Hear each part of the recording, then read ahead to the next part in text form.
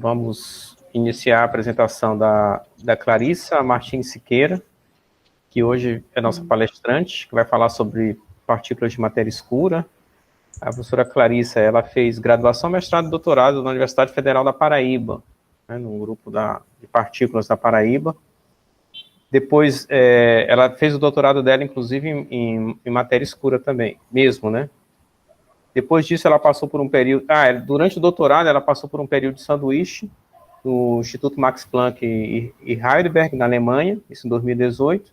Depois, ela teve um período de pós-doutorado lá no Instituto Internacional da UFRN, durante 2019 e 2020, né? Acho que 2018, 2019 e 2020, não foi isso, Clarice? Foi. E, recentemente, ela está com uma bolsa de pós-doc, ela conseguiu uma bolsa de pós-doc que foi muito concorrida, pelo que soubemos, lá no Instituto de Física da USP de São Carlos, onde ela continua a desenvolver pesquisa em partículas, matéria escura, astropartículas, raios cósmicos, que lá tem eu acho que teu supervisor, ele é forte nessa área de raios cósmicos, né? Isso, bem forte. Então, possivelmente, eu acho que você vai entrar um pouco mais aí nessa área também, né? Suponho. Sim, sim. Então, é uma satisfação receber a Clarissa aqui hoje no seminário do nosso programa. A Clarissa, ela ganhou recentemente o prêmio SBF da Sociedade Brasileira de Física de melhor tese de doutorado. Foi outorgado nesse ano, devido ao seu belo trabalho aí de doutoramento. Então, Clarissa, é uma satisfação receber o seu seminário. Obrigado por ter aceitado o nosso convite. E estamos ansiosos aí em ouvi-la e aprender um pouco sobre esse tema que é tão instigante na atualidade. Tá? Então, a palavra é sua, fique à vontade. Muitíssimo obrigada, primeiramente, Manuel, pelo convite. É um grande prazer estar apresentando assim, um pouco dessa minha pesquisa para vocês. Obrigada pela sua bela introdução também. Então, hoje eu vou falar para vocês um pouco sobre a busca por partículas de matéria escura, das WIMPs a cenários alternativos. E esse basicamente vai ser o conteúdo do meu seminário. Eu vou começar falando um pouco sobre motivação, né? Falando um pouco sobre quais são as evidências de matéria escura. Em seguida, eu vou falar sobre como essa matéria escura é produzida, como é que a gente entende que essa matéria escura é produzida no universo. Em seguida, eu vou falar um pouco sobre os possíveis métodos de detecção que nós temos para esse tipo de partícula de matéria escura. E, seguindo a sequência, eu vou falar sobre alguns cenários alternativos aos principais candidatos, que são as WIMPs. E, na sequência, eu vou seguir para as minhas conclusões. É importante falar aqui que eu vou seguir o ponto de vista da física de partículas, ou seja, a resolução do problema da matéria escura a partir do ponto de vista da física de partículas. Então, vamos lá. Para as evidências, nós temos diversas evidências da existência de matéria escura. E elas vêm em diferentes escalas, elas surgem e aparecem em diferentes escalas, desde escalas de galáxias, como, por exemplo, aqui, as curvas de rotação de galáxias, o que a gente espera, basicamente, da física newtoniana seria essa linha contínua aqui embaixo, que ela vai caindo à medida que a gente se afasta do centro da nossa galáxia, mas o que a gente observa, na verdade, é esse platô, essa curva reta aqui, que não é o que é esperado pela física newtoniana. Então, a partir desse momento, na verdade, até antes disso, já começou a se cogitar a possibilidade de existir alguma matéria ali que não conseguisse interagir com a luz que a gente não pudesse detectar. Então, outra evidência importantíssima da existência de matéria escura vem do chamado Bullet Cluster. Bullet Cluster foi, na verdade, o primeiro evento observado de colisões entre aglomerados de galáxias. Então, esse mapinha aqui que eu estou mostrando para vocês mostra basicamente o que a gente observa através de raio-x. Então, a gente sabe que os aglomerados de galáxias, eles são predominantemente compostos por gases. Então, esses gases, quando eles interagem, eles emitem esse raio-x, e a gente consegue observar esse raio-x. Entretanto, também é possível fazer o mapeamento através do que chamamos de lentes gravitacionais, que é uma evidência que vem totalmente do ponto de vista gravitacional. Então, o que a gente observa aqui nesses eventos, basicamente, até hoje, foram observados mais de 70 eventos já, com 7 sigma de precisão. Então, o que a gente observa é que o centro de massa não coincide. O centro de massa medido através das lentes gravitacionais não consegue coincidir com o medido através da luz.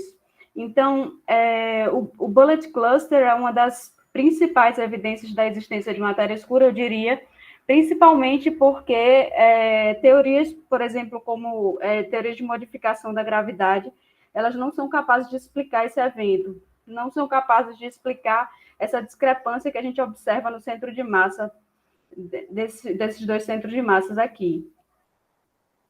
Então, outra evidência importantíssima da existência de matéria escura vem do processo de formação de estruturas. Basicamente, a partir da CMB, a gente consegue inferir quais são os principais parâmetros cosmológicos e a gente tem informação a respeito de como as estruturas se formaram. E a matéria escura, ela consiste de um ingrediente essencial para que isso seja viável. Aqui a gente tem um mapa de simulações e observações, e se a gente compara os dois, a simulação com Lambda CDM, comparado com o resultado do Sloan Digital Survey, que faz um mapeamento do céu, são muito compatíveis, como vocês podem ver. Então, aponta muito para a existência da matéria escura, contribuindo como um potencial gravitacional extra para que as partículas possam cair nesse potencial e se aglomerar e se acumular e formar as galáxias e os aglomerados de galáxias, como a gente observa, e no tempo hábil, no tempo correto. Se não houvesse matéria escura, basicamente o que aconteceria era que as matérias escuras, as estruturas não teriam se formado no tempo correto. Então, como eu já falei, outra evidência muito forte da existência de matéria escura vem da radiação cósmica de fundo. Basicamente, nós temos esse espectro da CMB, que é muito bem medido atualmente pelo satélite Planck, e com base no modelo padrão cosmológico, a gente consegue fazer um ajuste dessa curva, de forma que se você tiver 5% de matéria bariônica, 27%, em torno de 27% de matéria escura, e aproximadamente 70% de energia escura, você consegue fazer o ajuste perfeito dessa curva. Então, essas evidências, elas vão se combinando e mostrando para a gente que existe algo a mais, que a gente não consegue enxergar através da luz, que a gente não consegue observar. Além dessas, ainda tem uma evidência que eu diria que é uma evidência indireta, que é a Big Bang nucleossíntese. A gente consegue prever a abundância dos elementos leves no início do universo com altíssima precisão. E a partir dessa evidência, a partir da Big Bang nucleossíntese, a gente consegue estimar qual é a abundância de baryons também. E a gente vê que a abundância de baryons é diferente da abundância de matéria predita pela CMB. Enquanto que a BBN prediz uma abundância de baryons aproximadamente em torno de 5%, a CMB diz para a gente que a gente tem 30% de matéria no universo. Então, combinando essas duas evidências aqui, a gente consegue dizer que a matéria escura, novamente, é um ingrediente essencial e necessário para que a gente possa explicar todas essas observações aqui que eu mostrei para vocês. Então, todas essas evidências, elas apontam para a existência de uma partícula que deve ter algumas características. Essa partícula deve ser neutra, essa partícula deve ser fracamente interagente, ela deve ser não bariônica, ela deve ser fria ou morna, porque para formar estruturas ela precisa ter essa característica. Em cenários tipo HOT, que a gente chama, que seriam partículas de matéria escura relativísticas no início do universo, a gente teria que as estruturas se formariam tipo de um cenário de cima para baixo, ao invés de baixo para cima, que é o que a gente sabe que é o certo, que é o cenário de baixo para cima. Primeiro a gente forma pequenas estruturas para depois formar largas estruturas. Ela precisa ser suficientemente abundante, porque o CMB diz para a gente qual deve ser a abundância de matéria escura. Na verdade, não só a CMB, até você faz estimativas a respeito de qual o halo de matéria escura que você precisa ter, você também consegue fazer essas estimativas. E ela precisa ser estável, porque ela estava presente no início do universo, assim como ela está presente, por exemplo, nas nossas galáxias hoje, formando halos nas nossas galáxias, para explicar, por exemplo, as curvas de rotação de galáxias que eu falei para vocês. Então, os principais candidatos atualmente são o que chamamos de Weakly Interacting Massive Particles, ou simplesmente WIMPs. Essas WIMPs, elas possuem todas essas características.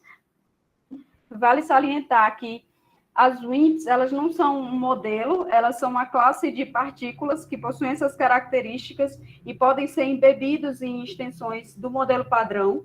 Sim, algo também importante de falar.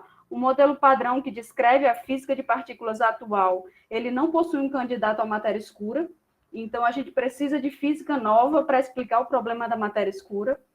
Então, WIMPs entram em extensões do modelo padrão e muitas vezes se associando à física de neutrinos e etc. Problema da QCD, por exemplo, com áxions e etc. Então, mas eu falei para vocês até agora sobre as evidências que a gente tem de matéria escura e que essa matéria escura ela deve existir e que a gente precisa detectar essa partícula. A gente precisa saber como é que essa partícula é produzida no universo. Então, basicamente, a principal forma que a gente tem de explicar essa abundância de matéria escura é através de um mecanismo chamado freeze-out. Basicamente, a densidade de número da matéria escura ela evolui com a equação de Boltzmann, e a gente supõe que as partículas de matéria escura estavam em equilíbrio com as partículas do modelo padrão no início do universo. E que é representada aqui por essa linha reta aqui, que vocês estão vendo aqui nesse início aqui. Então, à medida que o universo vai expandindo, ele vai automaticamente esfriando, e quando o universo vai esfriando, chega um certo momento que as partículas de matéria escura não têm energia suficiente para produzir partículas de matéria escura. Desculpe, as partículas do modelo padrão não têm energia suficiente para produzir a partícula de matéria escura, porque a matéria escura tipo WIMP, ela tem uma escala de massa que vai de alguns GeV até alguns TeV. Então, quando isso ocorre, a gente tem essa queda exponencial aqui na quantidade de matéria escura no universo. Vale salientar que esse Y aqui é diretamente proporcional à abundância de matéria escura.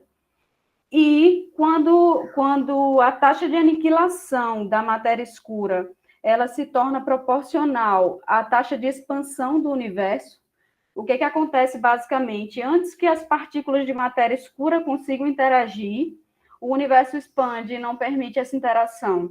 Então, é a partir desse momento que a gente chama o desacoplamento da matéria escura, o momento do freeze-out, e onde essa quantidade de matéria escura vai permanecer constante no universo até os dias de hoje.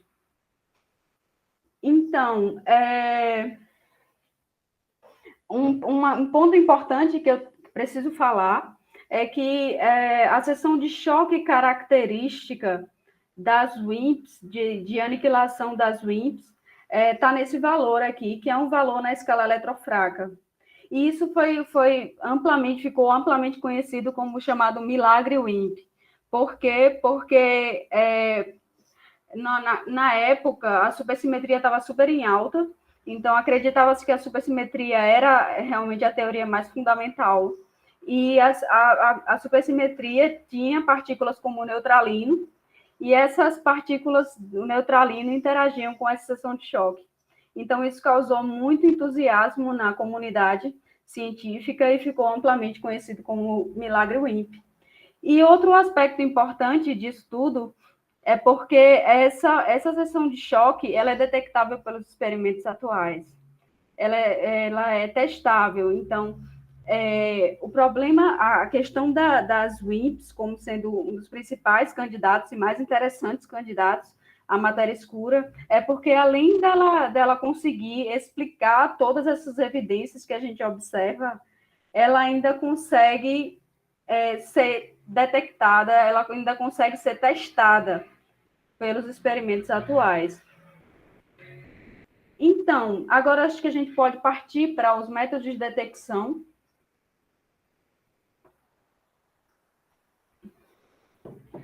Nós temos basicamente 3 métodos de detecção.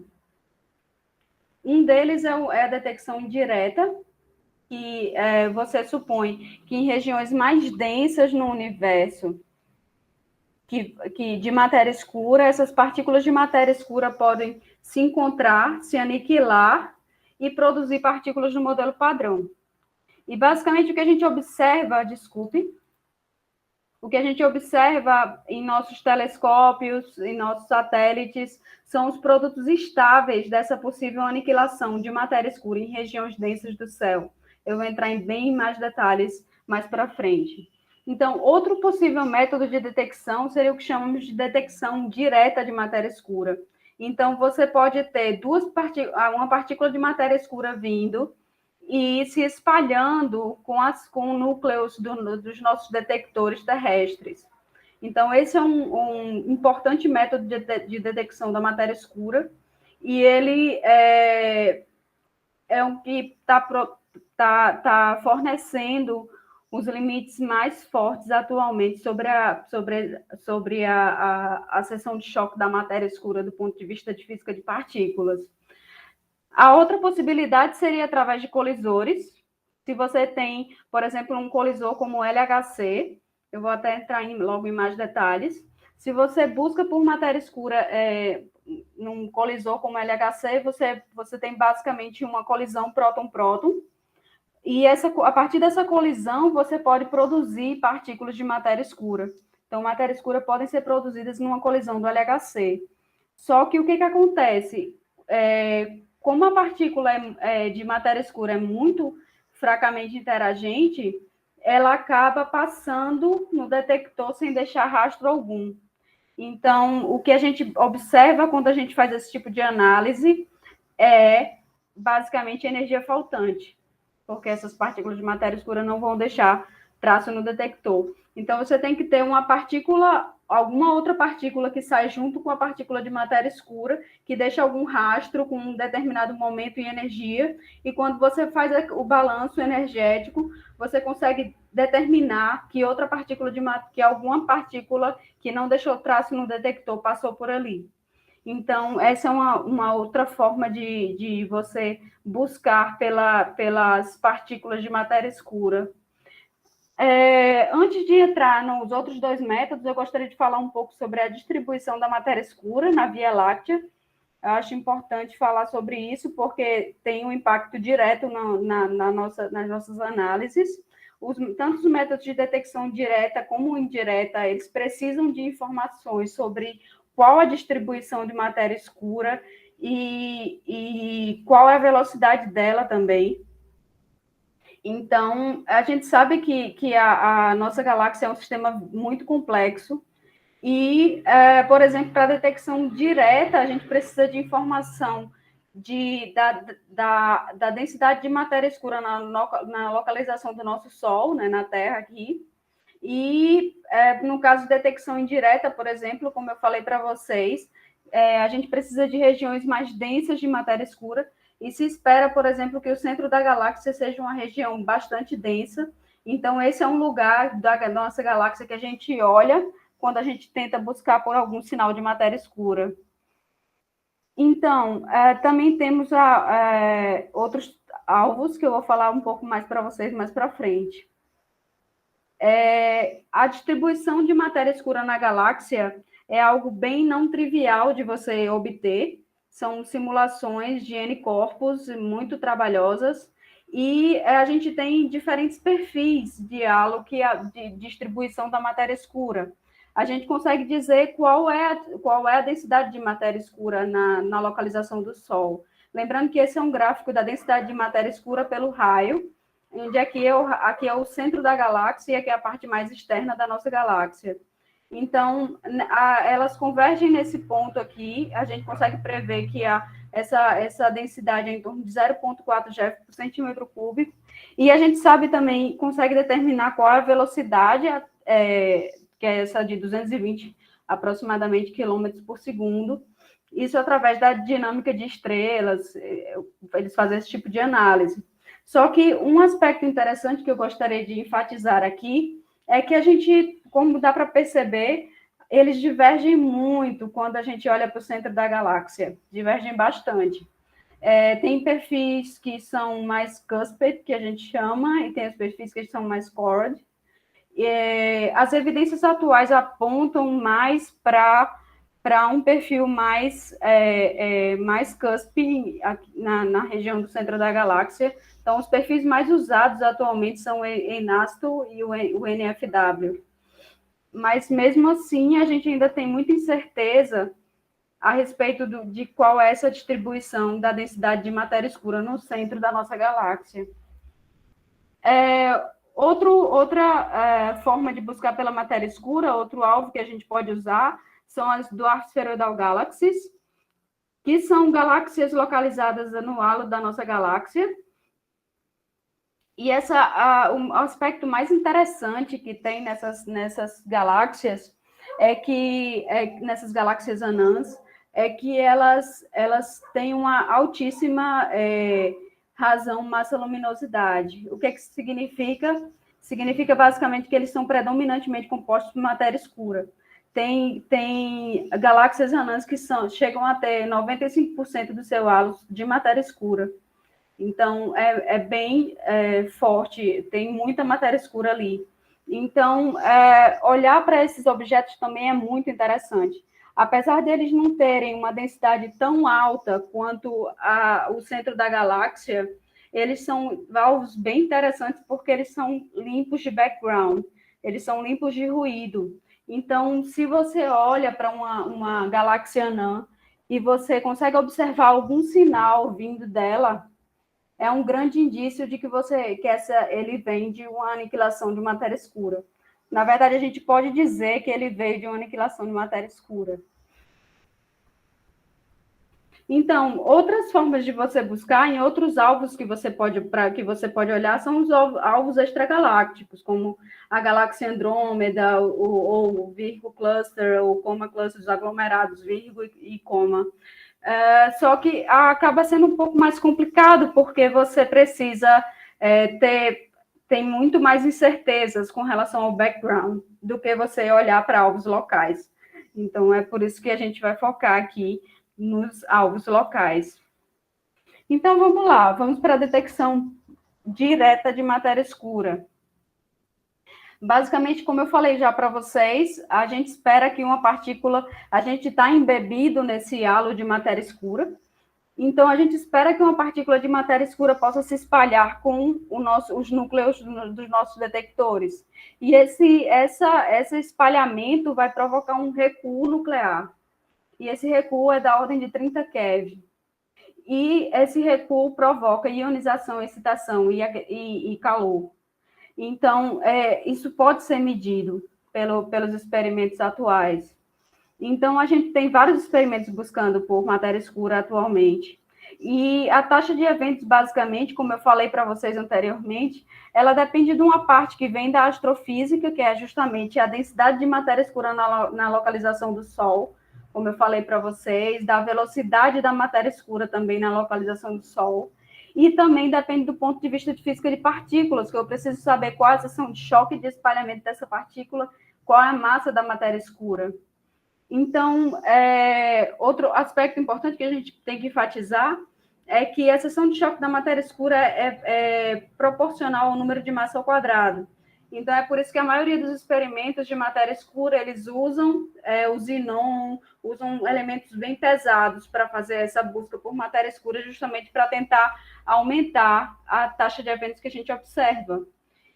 E usando alguns dados padrões, né? Eu falei para vocês, a densidade igual a 0,4, a velocidade igual a 220, para uma massa de matéria escura em torno de 100 GeV, e uma seção de choque de 10 a menos 38, a gente pode estimar qual é a taxa de eventos esperada, que é aproximadamente 0,16 eventos por quilograma por ano. Isso é por isso também que a gente tem experimentos com cada vez mais massa mesmo, né? Com cada vez mais quilogramas. Tipo, o experimento atual mais que impõe vínculos mais fortes sobre a matéria escura é o Xenon One Ton, que usa justamente uma tonelada do xenônio para buscar por sinais de matéria escura. Então, esses experimentos de detecção direta, eles têm que ser muito bem blindados, né? Para que a gente não tenha, por exemplo, um sinal de raio cósmico atravessando essa blindagem e interagindo aqui e possa fazer um sinal parecido com o da matéria escura, mostrar um sinal parecido com a matéria escura. Então, eles são muito bem blindados e geralmente eles são subterrâneos. A principal partícula que faz um sinal parecido com o da matéria escura é o nêutron. Então, por isso que também tem que estar tanto subterrâneo quanto muito bem blindado. E aqui é basicamente como é que ocorre essa interação. Você tem uma partícula de matéria escura, ela interage, ela se espalha com o nucleon. Esse espalho vai causar aquele recuo nuclear que eu falei para vocês, vai provocar uma ionização. Aqui a gente também tem uma cintilação, esse primeiro sinal já consegue ser observado. E os elétrons que são ionizados aqui, eles são conduzidos através de um campo elétrico para essa região do xenônio gasoso. Desculpa, aqui é xenônio líquido e aqui é xenônio gasoso. E aqui você vai ter o sinal S2 com a cintilação mais forte, e através desses dois sinais eles conseguem estimar qual foi a profundidade da interação da matéria escura, onde exatamente, qual a localização exata que ela ocorreu, e também consegue discriminar de sinais, por exemplo, de espalhamentos com elétrons ao invés do núcleo, que no caso, espalhamentos com elétrons não são esperados para partículas como o WIMPs, por exemplo. E aqui estão os limites, os principais limites colocados hoje sobre a seção de choque de matéria escura. Desse gráfico a gente não consegue enxergar ainda o impacto desses limites nos modelos, mas eu vou mostrar um gráfico para vocês mais para frente que mostra qual o impacto disso. Então, essas linhas contínuas aqui mostram os experimentos atuais e as linhas tracejadas dos experimentos futuros. E toda essa região amarelinha aqui, ela mostra a região que chamamos de neutrino flow, que é uma região em que é um problema experimental, na verdade, que os experimentos não vão ser mais capazes de distinguir entre um sinal de matéria escura e de neutrino. Então, aí entra outros aspectos, como talvez direcionalidade e etc.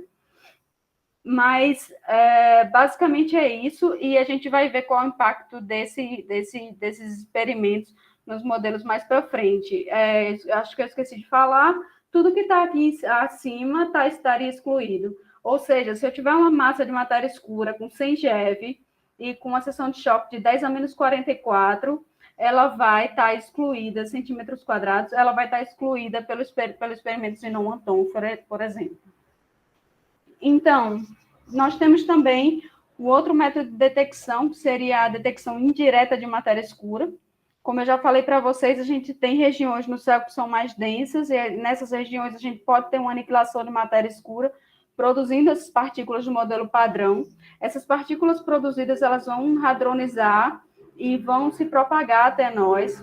Então, o que a gente vai observar no final... Desculpe. Então, o que a gente vai observar, no final das contas, são os produtos estáveis dessa aniquilação, que seriam, por exemplo, raios gama, neutrinos e antimatéria. Um aspecto interessante que tanto neutrinos quanto raios gama têm é que eles apontam para a fonte. Então, a gente sabe de onde vem aquele sinal, pelo menos a direção daquele sinal. Enquanto que quando a gente tem partícula carregada, obviamente eles vão ser desviados por campos magnéticos, então é difícil, a gente perde essa informação sobre a localização. Então, eles acabam se tornando alvos, fontes mais interessantes para buscar por matéria escura. Neutrinos, eles são bem difíceis de detectar, né? Então, raios gama acabam entrando como sendo uma das principais formas de buscar por matéria escura na forma de detecção indireta. Aqui a gente tem um mapa do espectro eletromagnético, como a gente tem matéria escura, que é geralmente mais pesada, como eu falei para vocês, na faixa de GeV até TeV, essas partículas vão produzir raios gama, e nós temos tanto satélites quanto telescópios terrestres que buscam por sinais de raios gama provenientes de uma aniquilação de matéria escura. Então, como vocês podem ver aqui, os raios gama eles interagem com a atmosfera e não conseguem alcançar o solo. Então, basicamente, o que acontece é isso aqui. A gente vê que vem um raio gama e ele vai interagir com o meio, vai interagir com a atmosfera, vai produzir essa cascata aqui, e o que a gente observa é justamente a luz Cherenkov, que é vinda dessa interação do raio gama com a atmosfera. Lembrando que a luz Cherenkov basicamente é quando uma partícula ela surge como uma partícula viaja com uma velocidade maior do que a da luz no meio, que é geralmente o que acontece porque os raios gama são bastante energéticos. Então, aqui é como a gente calcula esse fluxo de raios gama proveniente de uma aniquilação de matéria escura. Basicamente, a gente tem uma parte que depende da física de partículas e tem outra parte que depende da parte astrofísica ou da distribuição de matéria escura que eu falei para vocês. Então, vai depender, por exemplo, da seção de choque de aniquilação, vai depender da massa da matéria escura e vai depender também dessa razão aqui, do chamado DNDE ou do espectro de energia dos raios gama, que basicamente ele tem curvas nesse formato quando a gente tem uma aniquilação direta de matéria escura em estados finais do modelo padrão, como quarks, Z e W, etc. E aqui, como eu falei para vocês, e é importante enfatizar, é que a distribuição de matéria escura ela varia bastante no centro da galáxia. Então, isso basicamente leva a algumas incertezas quando a gente está olhando para o centro da galáxia para buscar por sinais de matéria escura. Então, olhando para os alvos locais, como eu já falei para vocês, a gente tem duas possibilidades: olhar para as galáxias anãs e olhar para o centro da galáxia. Então, algumas características interessantes desses dois alvos, as galáxias anãs, elas são predominantemente compostas por matéria escura, e elas são alvos bem limpos de background, como eu já falei para vocês.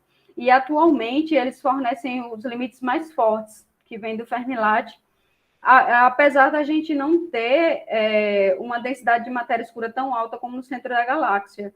Por quê? Porque o centro da galáxia, apesar de ser essa região com uma alta densidade de matéria escura, a gente tem um background muito forte, um ruído muito forte, e fica difícil distinguir um sinal de matéria escura do ruído na região do centro da galáxia. Então, isso naturalmente faz com que os limites não sejam tão fortes quando a gente olha para Dwarf Spheroidal Galaxies. E a gente tem limites, por exemplo, do RES, e atualmente é o principal experimento que coloca limites sobre a seção de choque de aniquilação da matéria escura, enquanto que o CTA é um experimento que está sendo construído agora e que promete sondar uma região bem forte uma região bem grande de seção de choque de aniquilação da matéria escura. Eu também vou mostrar um pouco mais para vocês sobre isso depois. Então, eu vou mostrar para vocês alguns dos experimentos, alguns dos resultados experimentais desses 3 experimentos aqui. Algo que é importante enfatizar é que, por exemplo, eles têm sensibilidade para determinadas regiões de energia, Então, esses experimentos são todos, acabam sendo complementares. E aqui está o limite vindo da detecção indireta de matéria escura, para, por exemplo, se você tiver uma matéria escura se aniquilando em BB barra, por exemplo. Então, esse limite atualmente está um pouquinho mais baixo, ele chega aqui, então ele consegue sondar já a região, lembrando que a gente tem aquela seção de choque padrão das WIMPs para prover a abundância correta de matéria escura, que é em torno de 3 vezes 10 a menos 26. Então, esses experimentos eles já estão alcançando essa região e excluindo diversos modelos, como eu vou mostrar para vocês. Essas linhas cinzas aqui são do experimento RES, essa linha aqui é do LHC. E, então, tudo que está aqui acima estaria excluído, como eu mostrei para vocês no outro gráfico de detecção direta de matéria escura. E essa é a projeção do CTA. Então, a gente observa aqui que os futuros experimentos de raios gama, eles vão causar um grande aumento na sensibilidade dos experimentos de quase 2 ordens de magnitude, se você compara com os experimentos atuais. Então, no futuro próximo, eu diria que a gente pode, sim, obter sinais de matéria escura, principalmente nessa região de massa de matéria escura mais pesada aqui. Então, eu falei bastante para vocês sobre matéria escura do ponto de vista de física de partículas, sobre como a gente produz essa matéria escura, sobre como a gente pode tentar detectar essa matéria escura. Só que o que eu mostrei para vocês até agora foram limites experimentais, ou seja, regiões de exclusão, porque a gente não observou ainda sinal nenhum dessa matéria escura, do ponto de vista de física de partículas. Então, mas será que existem possíveis sinais da matéria escura? Então, especialmente olhando para a região do centro da galáxia, que é a região um pouco complicada que eu falei para vocês, você tem o experimento RES observou um excesso que não consegue ser explicado pelo background e pode ser explicado pela matéria escura, isso na energia na escala de TeV. Enquanto que o experimento AMS2, ele busca por pósitrons, e ele também observou um excesso. Observou um excesso que não é compatível com o background. O background estimado seria esse daqui, essa linha cinza aqui, enquanto que existe essa outra fonte aqui que eles não conseguem dizer do que é. Eles não conseguem explicar. Então, também é algo que pode ser explicado por matéria escura, mas, obviamente, tem propostas alternativas. Como eu falei para vocês, a região do centro da galáxia acaba sendo uma região bem complicada, porque tem um background muito forte. Então, pulsars, por exemplo, pulsares também podem explicar esse sinal. E outro excesso que foi, amplamente estudado na literatura, acho que foi observado em 2014, foi um excesso observado pelo Fermilat, na região de baixa energia, e esse excesso também consegue ser explicado pela existência de matéria escura. Se a gente tiver, por exemplo, uma matéria escura se aniquilando em BB barra, com uma massa de aproximadamente 50 GeV, a gente consegue fazer um fit dessa curva aqui, desses dados, fazer um ajuste desses dados para obter esse excesso que a gente observa. Mas, como eu falei para vocês, a gente está olhando para o centro da galáxia. Então, o centro da galáxia é uma região extremamente complicada, porque tem muito background, então é difícil distinguir. E pulsars também conseguem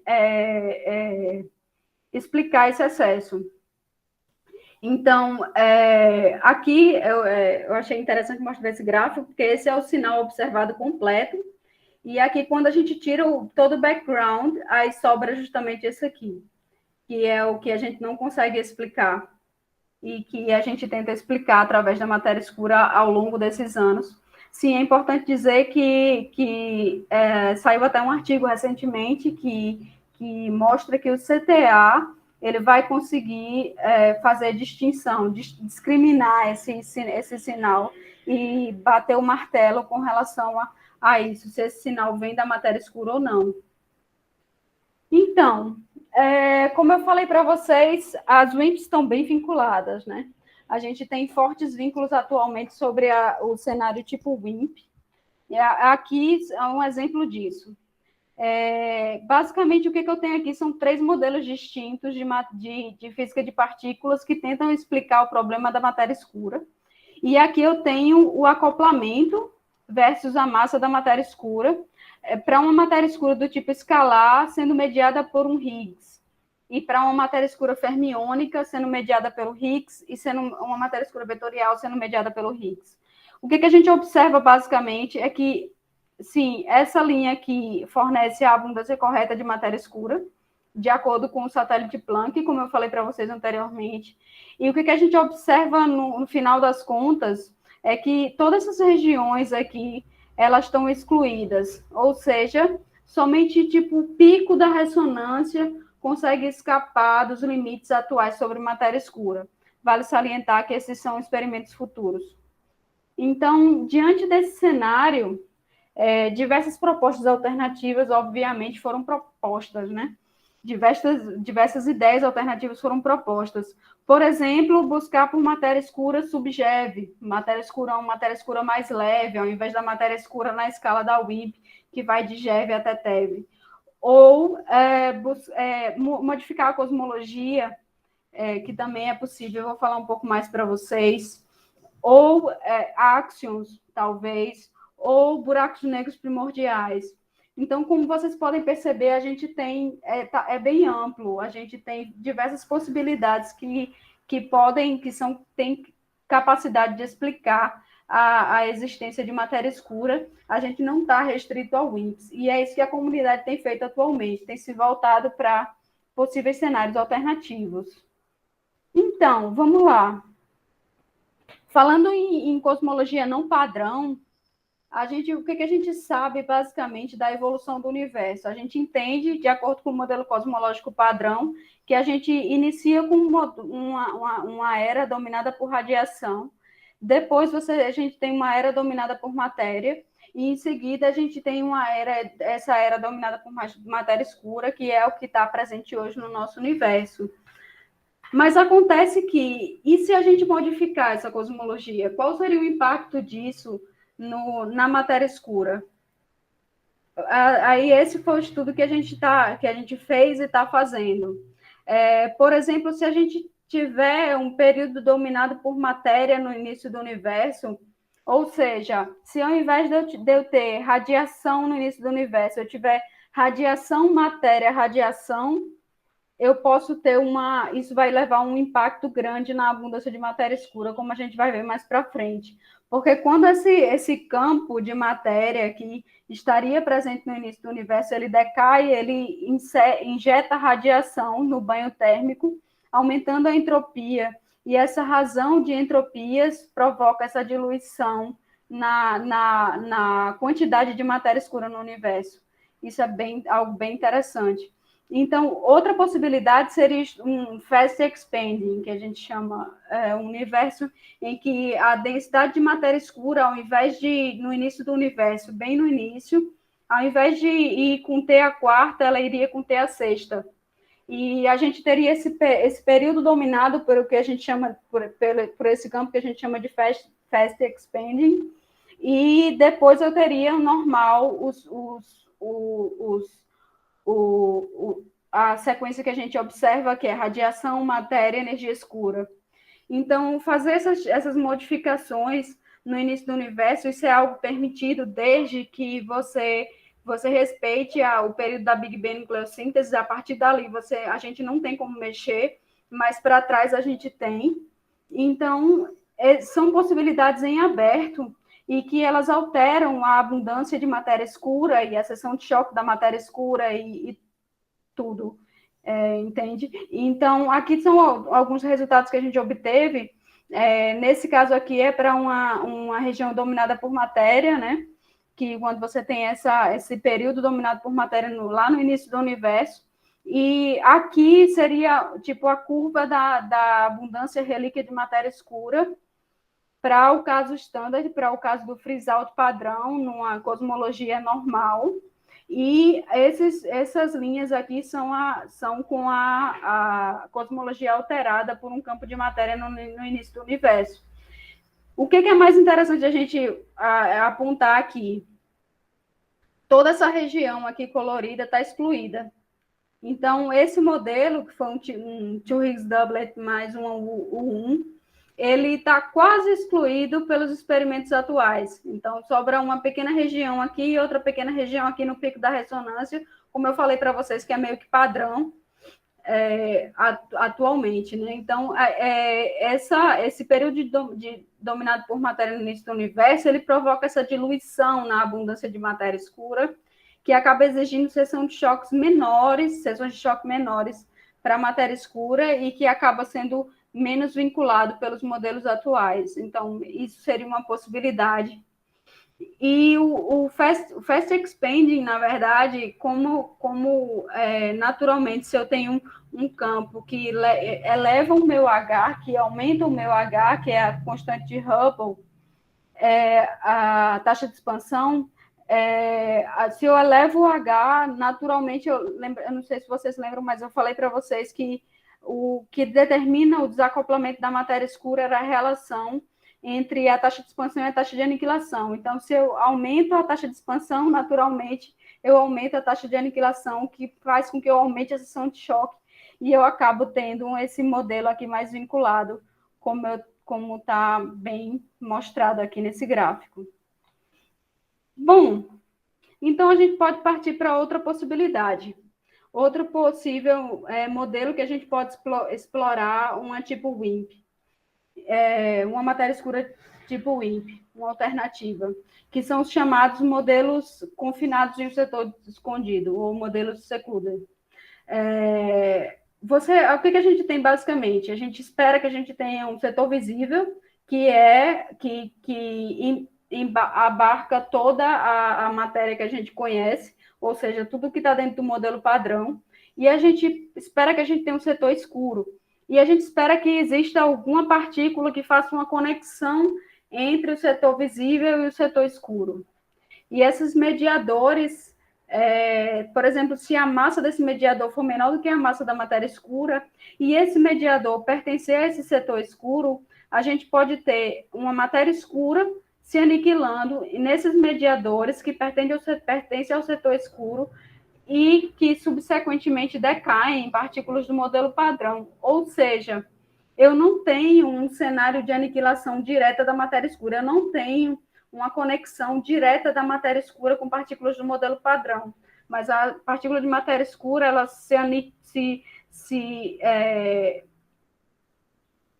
como eu diria, a matéria escura, ela se conecta com esses mediadores que pertencem ao setor escuro diretamente.